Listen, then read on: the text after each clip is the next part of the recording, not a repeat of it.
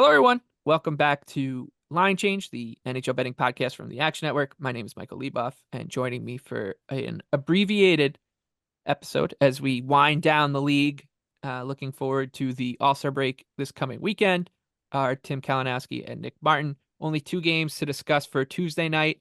We'll go into both of those, talk about if we like any betting angles. Those are the Blue Jackets taking on the Blues in St. Louis. Columbus is plus 154. St. Louis minus 185, total 6.5 there. And then Seattle is a big road favorite in San Jose, minus 218.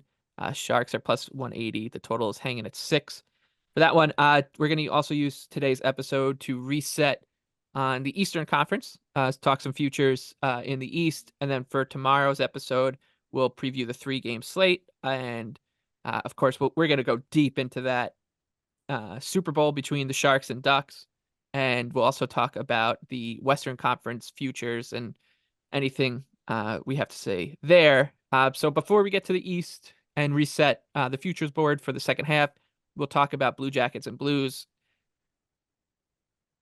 It's just becoming a theme on this podcast that when Columbus, especially gets a team like St. Louis, who are hot right now, they are on points percentage in the playoffs in the Western Conference. They're getting a really good season from Robert Thomas, and the depth players have been playing better.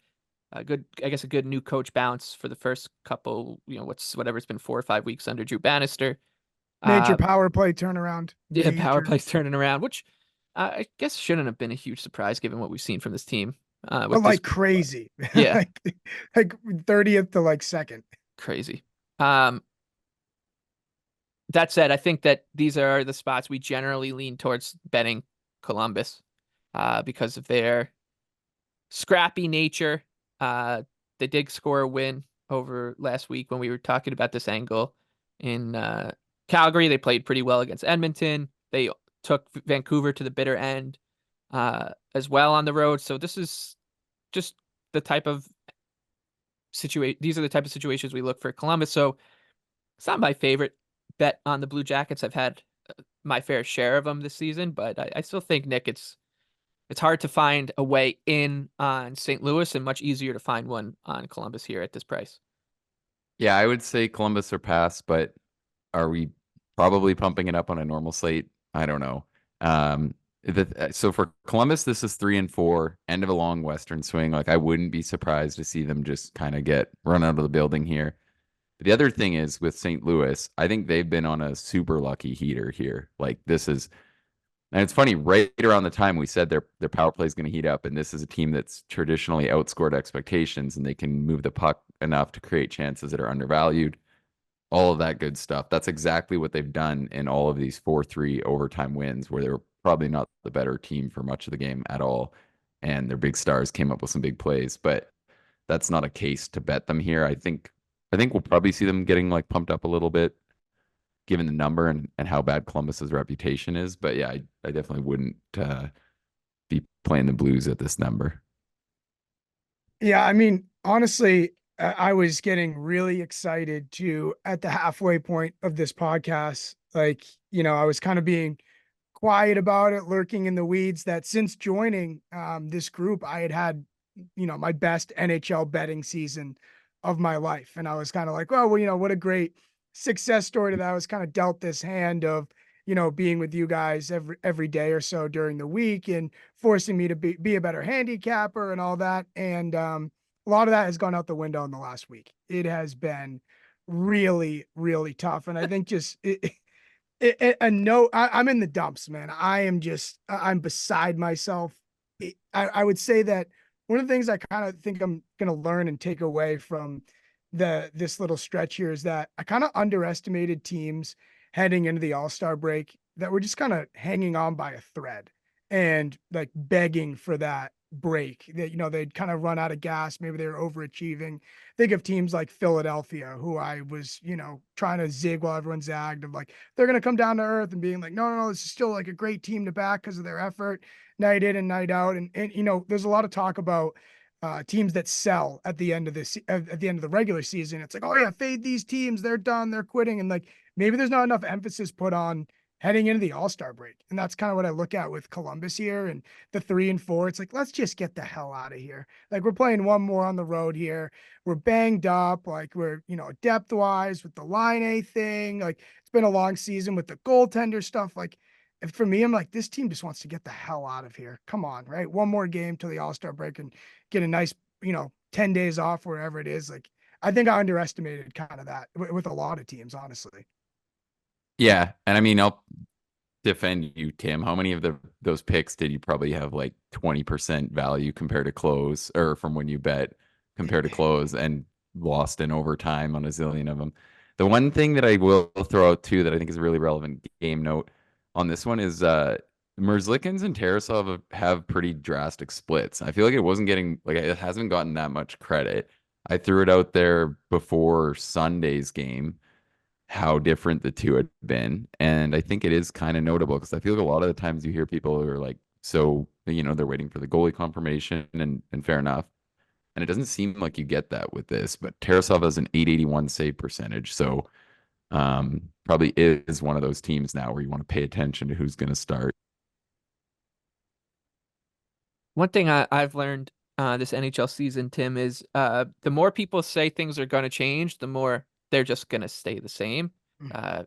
It's insane to me that we're looking at, I don't know, 6 or 7 teams in the East particularly that are having like the same exact season that they had last year where they swore off it. Like, we're never doing this again. Columbus, Ottawa, I mean, the Islanders are having it. The Penguins are having like a similar season to what they did.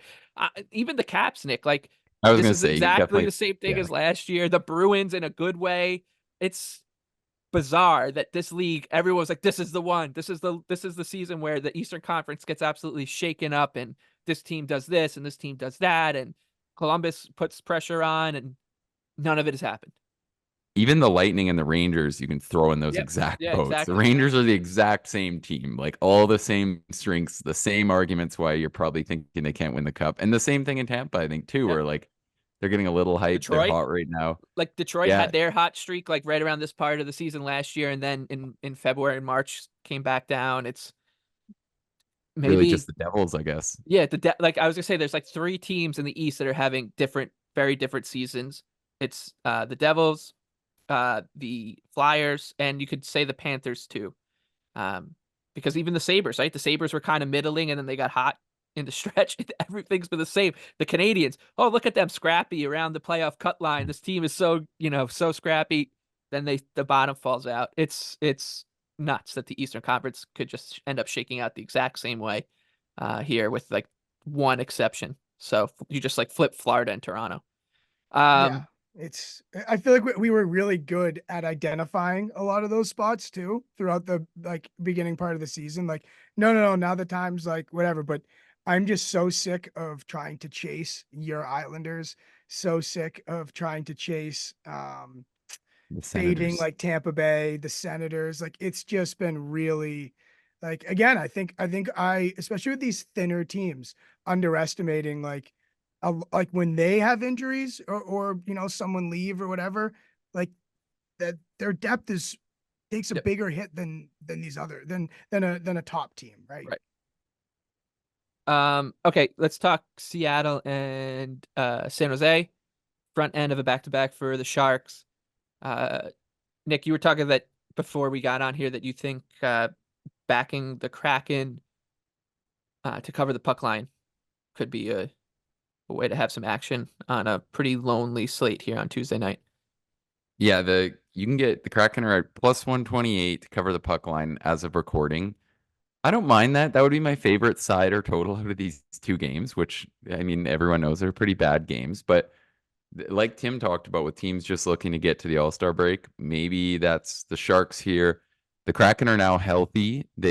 And like we said with some teams, like they really have just followed their injuries pretty accurately because they're scorching hot and probably a little lucky to get on that 9-game win streak and 13-game point streak like they did. They weren't playing that well.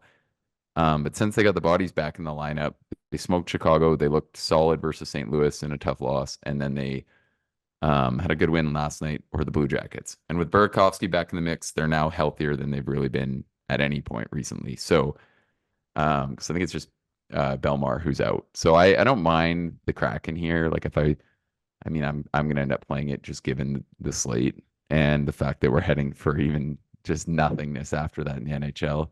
So yeah, I like that here, and I think that would be my favorite look of the night. I'll add something into that, Nick, if you're going that way. A lot of these books every night or every other night offer a lot of these, same game parlay boosts and parlay boosts, stuff like that. As you're talking, I just went Sharks Kraken under 6, but Kraken puck line, and got a price of plus 380. So just a small play for me. Like I feel like that's kind of that's if you think Seattle's going to win, that's kind of the route. It's going to be them shutting down San Jose and capitalizing on their chances with a very, very limited San Jose team, to say the least. Yeah, I don't hate either if you wanted to like sprinkle on like Kraken by 3, Kraken by 4. Like I think it could be one where if this take is correct, then the Sharks just completely aren't there. Because these are two huge points for the Kraken. I know we don't want to always overrate that, but like they can't look past this game. They need to get this win and then get into the All-Star break. They're right there. They're And climbing. yeah, it's gonna be a really fun second half for that final West wild card spot because they're right there with the Blues. Okay, let's talk about futures awards. We'll try to focus this one on the East. We'll talk West tomorrow. Along that same theme of uh, the more things change, or the more things people say they change, the more they stay the same. Last year, around this part of the season, the awards races were all wrapped up, and we had an odds-on favorite for basically everything. I don't think it's as drastic this year, but we have an odds-on favorite for basically every award. It's Tocchet, it's Hellebuck, it's McKinnon, it's Bedard, it's Matthews for the Rocket, it's Quinn Hughes for the Norris. So just odds-on favorites everywhere. But we'll I think we're gonna probably focus more on some team-based futures for this one. And we'll start with Nick, the Carolina Hurricanes. You have them circled as a potential buy in the Stanley Cup market. Yeah, for all the futures we gave out at the start of the year that are looking trashy, like the Senators, I am sticking with the Canes have drifted to plus 1200. I think that's the best cup out right on the board. This team, it looks like just like Edmonton to me. I'm not saying they're going to get moved to plus 700 that quick, but they're just completely dummying teams right now, and no one's playing at their level. Like I think obviously the goaltending's a massive flaw, but like even if it's some combination of Ranta trying to go in, I don't hate this number. It's not the worst. They can win with this. They really didn't have better last year by that much. And then the other thing is you think they probably have to try to identify some other goaltending they can bring in and make work. So for me, this is just perfectly fine either way. But I think there's a ton of like a really decent chance that the Canes just roll into the playoffs as the East's top team. I think that's really realistic that they could be favored in the first round or favored over any Eastern team all 3 rounds. So to me, this number jumped out. Like I'm looking at it right now. They're longer than the Rangers, which is crazy. I think they'd be favored over them. I still think the Bruins are playing really, really well and they've got the goaltending, but I still think the Hurricanes are a more complete team than them. And they're just trending up right now. They've been to the playoffs. They've battled through it. They're experienced on that front. So I think if you're someone who kind of wants to give some credit to that, they have that. And we know they can do it there. I think they've kind of been a couple bounces away from better. Like it's crazy to say, but we talked about it at the time. Last year they could have gotten by Florida or at least been in a series, and I think they're kind of primed to finally break through. So to me, this just looks like the one number that I'm like, by the time the playoffs start, I bet the Hurricanes will be like 8-1. So that's my favorite cup out rate. I feel like you're just betting, does Carolina solve the goaltending issue? Like, and And they do. they're still smoking teams right now. Like it's crazy. Yeah, I mean, I, I mean, I'm not going to tell you you're wrong. Personally, I can't endorse this team without a goalie, without some sort of sure thing in net. So, and the Hurricanes, in the past few trade deadlines have been, I would say, like fairly conservative. They're a team that kind of like continues on the path. And I think I have a Hurricanes friend, and maybe he's basically the lead off of the Hurricanes, and maybe it's just his frustration that's permeating me. but the fact that, they do have some space, they have, picks at their disposal. Are they finally gonna do it, right? And we all know the goalie markets can be pretty expensive, right? Yeah. Yeah, no, I think that's fair. And I don't even think the upgrade has to be massive. I think of like Jake Allen to me, Yeah, but yeah, right? Because the chances are that you can roll with Allen, Kochetkov, and Ranta, Anderson. Two of those guys should be able to see you through if you're dominating at 5-on-5 like they do. But you are right. They are pretty well known for, in a weird way, just like not trying to win at the trade deadline, and we give teams a lot of credit. Like the Kempney move is that the Capitals made when they won the Stanley Cup. The Barbashev move for the Knights, like those are the ones that usually put you over the top. And it's almost like they try to get too cute by finding that type of trade, yeah. rather than being like you have a clear need here, like in goal, like go address it. It's a little Yeah. different from trying to do that. But my like argument against all of that would be we've seen like they're better this year and I think can be better than they were. And we've seen them get in the playoffs and just crumple teams. Like they could have I just think that it's too long. Like this team's gonna enter the playoffs power rated top 3. And even if you have the goaltender they have, you're still getting a pretty good price here. So I think at some point everyone's pumped up picking them to win the cup in like the last 4 years because they always just get to a point where they just look like the best team. But more than ever, I think they have all the upside with kind of some of the young players primed and Aho looking like he's ready to lead them there. So, And playing out of the Metro is a huge plus. Yeah, I this would season say, for sure, right? absolutely. It's great for. It's huge because first or second place in the Metro right now means there's I think a little bit of a difference between the two because you get the home ice both, all the way through. But yeah, I mean, you're going to play at least how it looks now. Obviously, there's still a lot of time runway left of the season, but finishing first and playing a team like, whoever, Detroit, Tampa, the Islanders in that second wild card spot, or finishing second and playing some combination of, the one scary team would be the Devils, I guess, is the only scary thing that would maybe And be the assumption there would be the Devils figured it out and right. or got a Well, yeah, goalie. And on top of that, that's probably played playoff style hockey for 20 yep, games.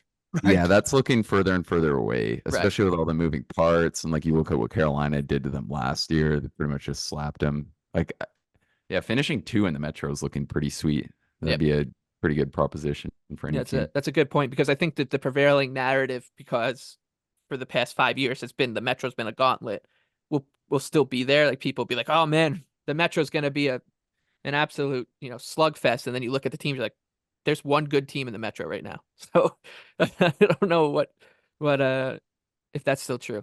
All right, Tim, you wanted to look at some make miss numbers and have a conversation about those. What do you got for us?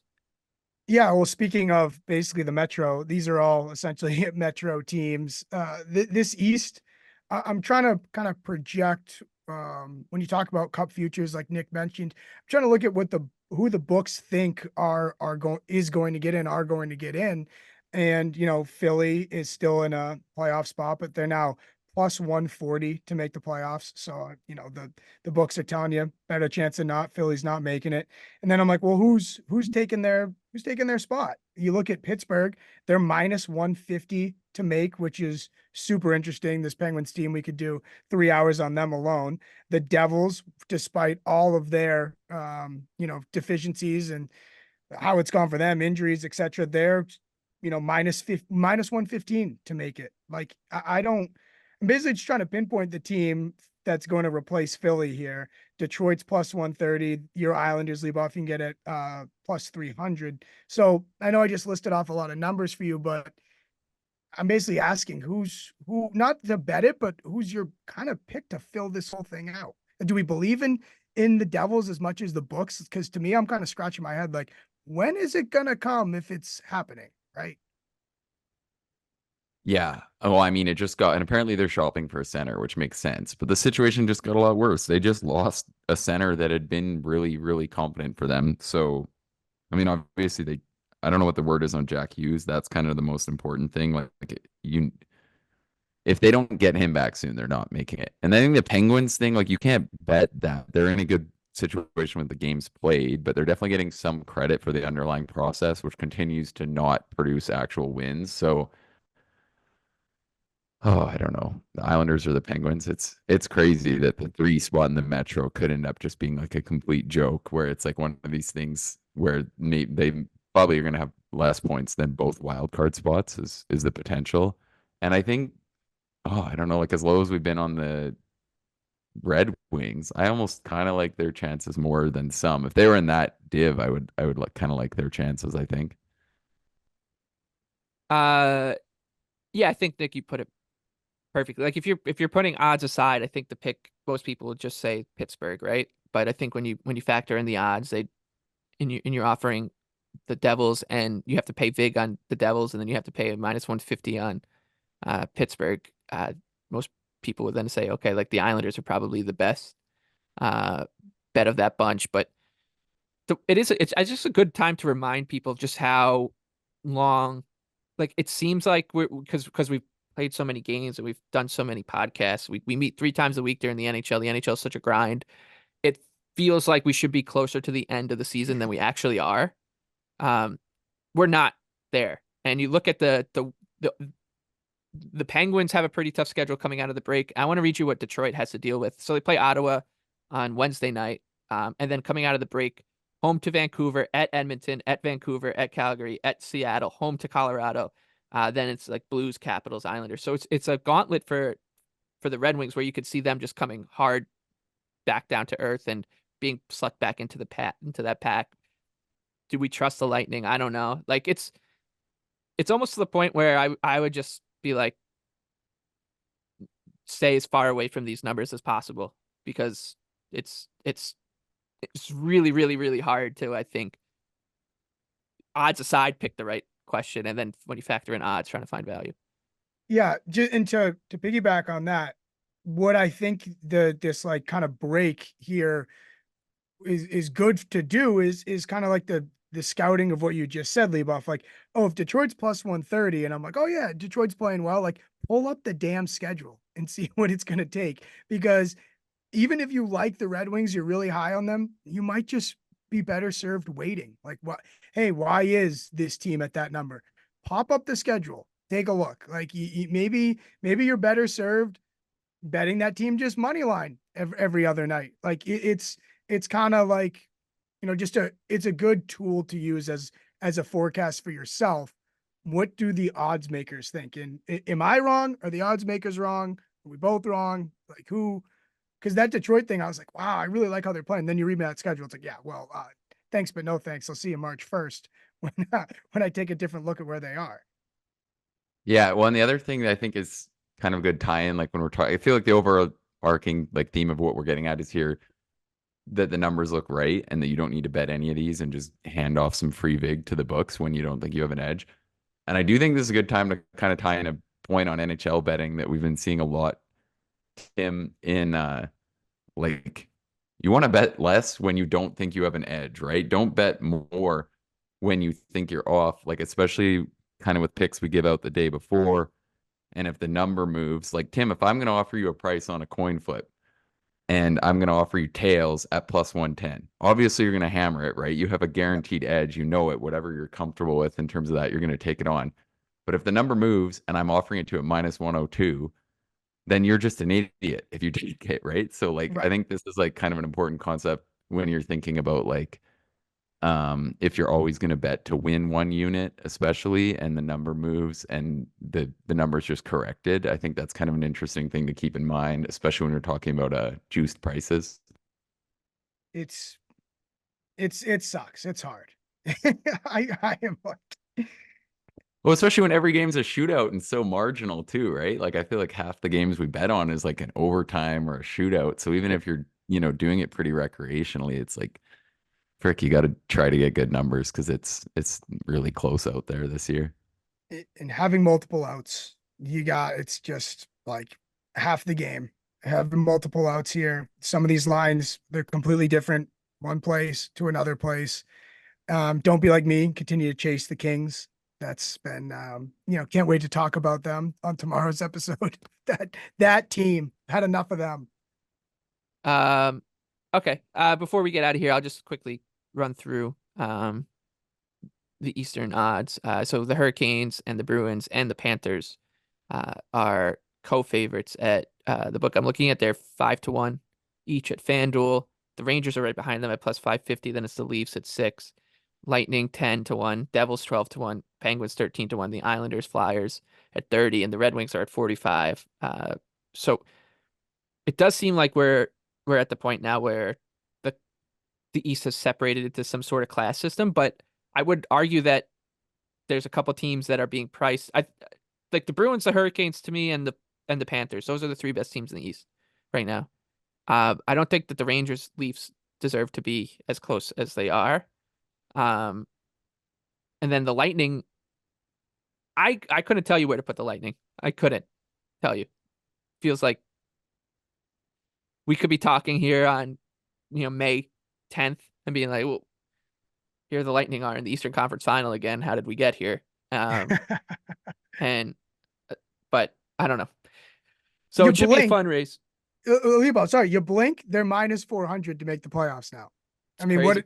2 weeks. That's all it took. I guess that's the other conversation you have is like, do you want to bet against anybody to make the playoffs? I guess you could flip the conversation going that way. And the Lightning would be the team that I would probably try to take on in that market. But even so, like now they've given themselves a bit of a cushion and doesn't look all that appealing. I mean, the Leafs are. Yeah. Wait. The Leafs are 7-1. No, make the playoffs. All right. Ooh. Yeah. I think tomorrow, to the West combo will be fun because I think that wild card race is a fun debate. I kind of like all those. And like Tim teams. said, the Kings conversation is fascinating because I think when you talk about it from a betting perspective, it becomes very different, right? Like everyone's like, "Oh my God, what are the Kings going to do? What are the Kings going to do?" We're sitting here thinking, "Got time to bet them."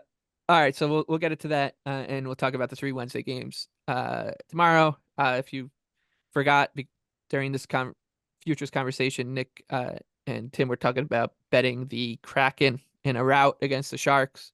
I think I'll be on the Blue Jackets once again. And that'll do it for Tuesday. We'll be back for Wednesday. Then we'll take our All-Star break and be back next week. So for Nick and Tim, I'm Mike.